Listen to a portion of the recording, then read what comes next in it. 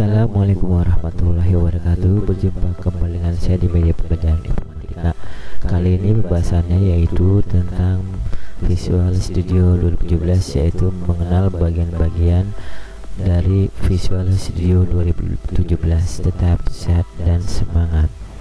Nah, sebelum kita memulai pembelajaran, untuk langkah pertama yang mesti kita lakukan ialah yang pertama, pastikan komputer kita sudah terinstall dengan yang namanya Visual Studio 2017 nih shortcutnya atau ikonnya. Berikutnya yaitu kita membukanya ya. Langkah pertama, lakukan double klik.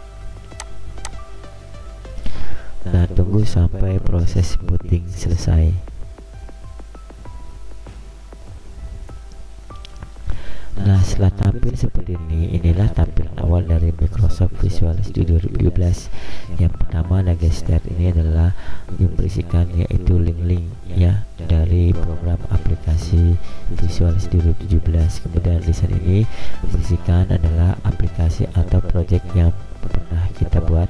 Sedangkan open adalah di mana project tersebut disimpan ya. Di sini tinggal pilih ada di internet, kemudian open project solutionnya atau open project folder. Selanjutnya adalah new project. Di sini berfungsi untuk membuka atau membuat project baru ya. Ini tabel pertama.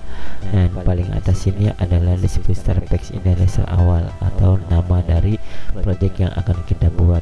Kemudian baris yang seperti file, edit, view, project dan sebagainya berisikan yaitu disebut dengan menu bar.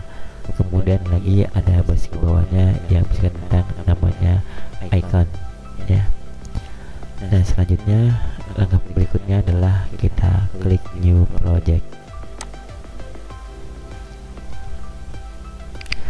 Nah, di sini pilihannya pastikan yaitu Visual Studio Basic ya, Visual Basic ya. Ini ada Windows Desktop untuk pengembangannya.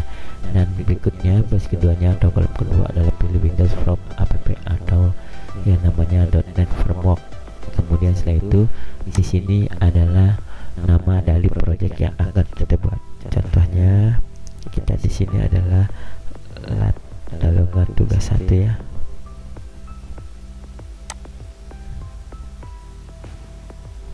Nah, ini nama projectnya I tadi kepencet. Nah, di sini tunggu sampai proses bootingnya selesai. Memang agak cukup lama.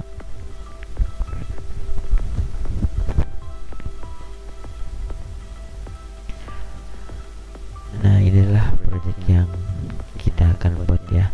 Nah, ini disebutnya yaitu form, dimana form ini adalah antarmuka yang akan kita jadikan project ya, dimana form ini berfungsi untuk menempatkan objek-objek yang akan kita buat. Selanjutnya di sini adalah yang namanya Solution Explorer. Nah, Solution Explorer itu yaitu berisikan modul atau program aplikasi itu sendiri. Contohnya ada My Project, kemudian reference, appconfig dan from.1.vb ya. Selanjutnya lagi ada yang namanya object form tadi yang kita jelaskan yang disebut object form. Nah, object form sendiri yang dipakai untuk meletakkan objek-objek lain yang kita gunakan dalam aplikasi. Selanjutnya akan disebut dengan form saja. Selanjutnya properties ya, tabnya dipilih. Nah, tab properties ini yaitu berisikan untuk mengatur atribut dari sebuah objek. Contohnya di sini banyak sekali ya. Nanti ada si nama untuk nama labelnya, teksnya apa atau dikosongkan ya. Kemudian untuk pewarnaan font colornya apa di sini. Nanti terserah sesuai dengan keinginan kalian. Selanjutnya adalah toolbox ya. Kita klik di sini toolbox ya. Nah, toolbox ini yaitu berisikan icon-icon atau komponen sekumpulan objek tertentu di dalam sebuah form. Contohnya ada label, kemudian text box, kemudian lagi ada namanya button, pointer dan lain sebagainya. Nanti akan dibahas pada bab atau pertemuan berikutnya. Selanjutnya adalah jendela program ya. Dan di sini ada yang namanya jendela program nih ya, form app program app listing ya, yaitu ada from sub, form, load, center as object ya. Ini adalah pembukanya dan ini penutupnya ya. mana ada public class, di sini ada end class, kemudian ada private sub, di sini ada end sub, seperti itu. Nah, ini adalah bagian-bagian dari aplikasi Visual Studio. Selanjutnya sampai sini nanti pertanyaan dan lanjut ke bab berikutnya, yaitu tentang struktur program.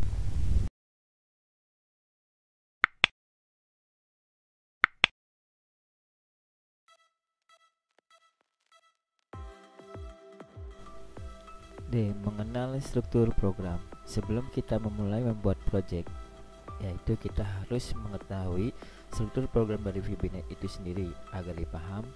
Perhatikan contoh di bawah ini.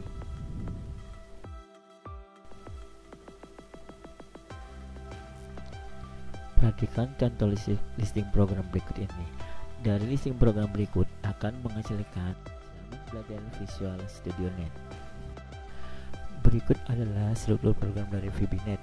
Yang pertama adalah namespace atau import system. Import system merupakan grup atau kode program yang berisi kelompok yang saling berhubung.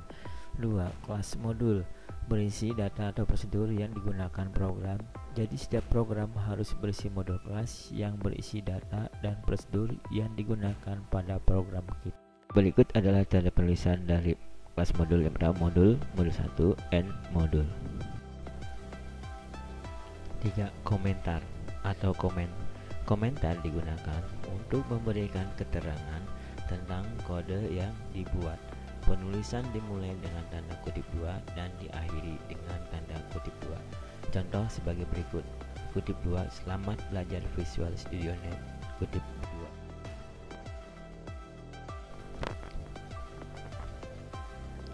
Prosedur atau prosedur. Prosedur merupakan isi perintah untuk mengerjakan tugas tertentu. Keuntungan adalah menghemat kode program karena kode program yang sama dapat dijadikan satu. Contoh sebagai function, sub, operator, get, save, and handler, remove, dan even.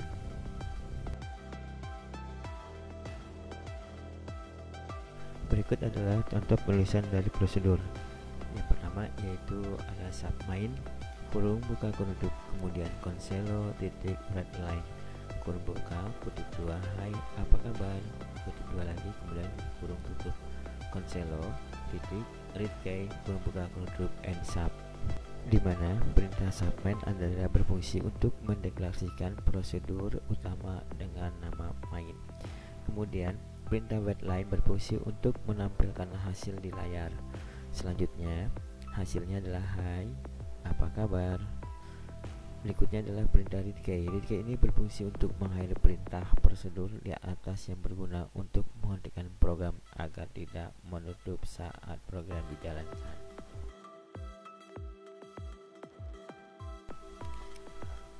5. Variabel. Variabel adalah sebuah objek yang dapat menerima masukan dari nilai-nilai tertentu yang menentukan ukuran memori dan tata letak memori variabel tersebut.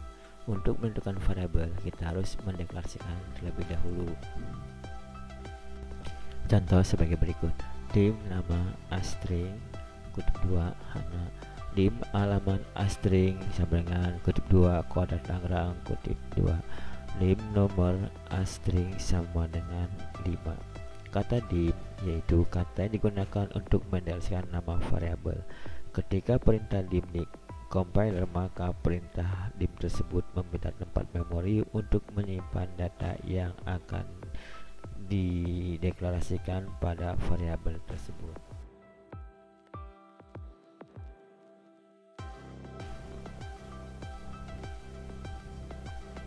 6. Statement and expression merupakan sekumpulan kode lika yang berfungsi untuk melakukan perintah pada kondisi tertentu if, else, and if. Contoh penulisannya: if kondisi, then pernyataan, and if.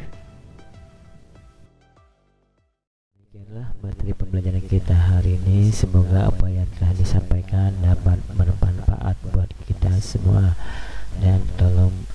Dan selanjutnya adalah untuk absennya kalian memberikan komentar di video YouTube ya, nama dan kelasnya jangan lupa dituliskan.